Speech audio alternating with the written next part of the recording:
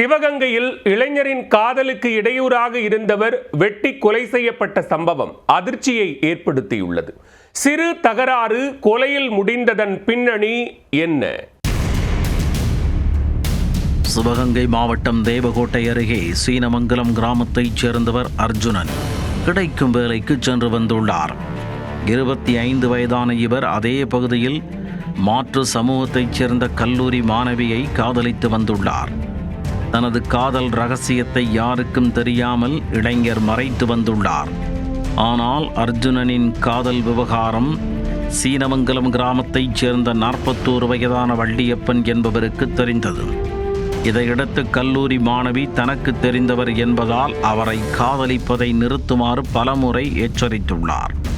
மேலும் இது தொடர்பாக பிரச்சனை ஏற்பட்டு விவகாரம் காவல் நிலையம் வரை சென்றுள்ளது. இதனால் வள்ளியப்பன் மீது அர்ஜுனன் கடும் கோபத்தில் இருந்துள்ளார்.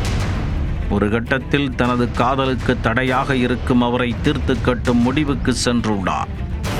இதற்காக நேரம் பார்த்து காத்திருந்த நிலையில் இரவில் வள்ளியப்பன் 2 சக்கர வாகனத்தில் தனியாக வந்துள்ளார். அப்பொழுது அவரை வழிமறித்த அர்ஜுனன் தான் மறைத்து வைத்திருந்த அரிவாளால் வள்ளியப்பனை சரமாரியாக வெட்டிவிட்டு தப்பியோடியதாக கூறப்படுகிறது.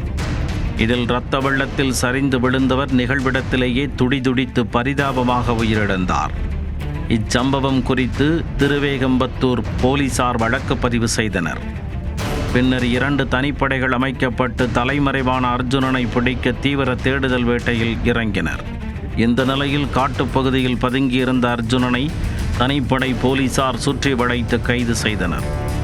மேலும் காதல் விவகாரத்தில் தான் வள்ளியப்பன் கொலை செய்யப்பட்டாரா அல்லது வேறு ஏதேனும் காரணம் உள்ளதா என்ற கோணத்திலும் போலீசார் தொடர்ந்து விசாரணை மேற்கொண்டு வருகின்றனர். இளைஞரின் காதலுக்கு தடையாக இருந்தவர் வெட்டி கொலை செய்யப்பட்ட சம்பவம் தேவகோட்டை பகுதியில் அதிர்ச்சியை ஏற்படுத்தியுள்ளது.